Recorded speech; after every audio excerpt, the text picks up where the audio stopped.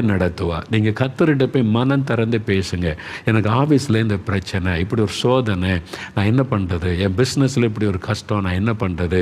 என் வீட்டில், என் குடும்பத்தில் எனக்கு இந்த மாதிரி நெருக்கம், என்னை யாரும் புரிஞ்சு கொள்ள மாட்டேங்கிறாங்க, நான் என்ன பண்ணுறது? ஆண்டவர்கிட்ட எல்லாத்தையும் மனம் திறந்து பேசுங்க. யாக்கோபு பேசினார் பார்த்தீங்களா? அப்போ தான் நீங்கள் ஆண்டவரோடு நடக்க முடியும். 2 பேர் ஃப்ரெண்டாக இருந்தால் 2 பேருக்குள்ள ஒளிவு மறைவே இருக்காது. எல்லாத்தையும் பேசிடுவாங்க பார்த்தீங்களா?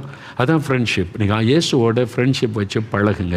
அவர்கிட்ட எல்லாம் எனக்கு இது கஷ்டமாக இருக்குது ஆண்டவரே, எங்கள் அம்மா என்னை திட்டாங்க, எனக்கு கொஞ்சம் மனசுக்கு வருத்தமாக இருக்குது, நானும் மனுஷன் தானே ஆண்டவரே, நான் என்ன பண்ணுறது? ஆண்டவர்கிட்ட சொல்லுங்கள்.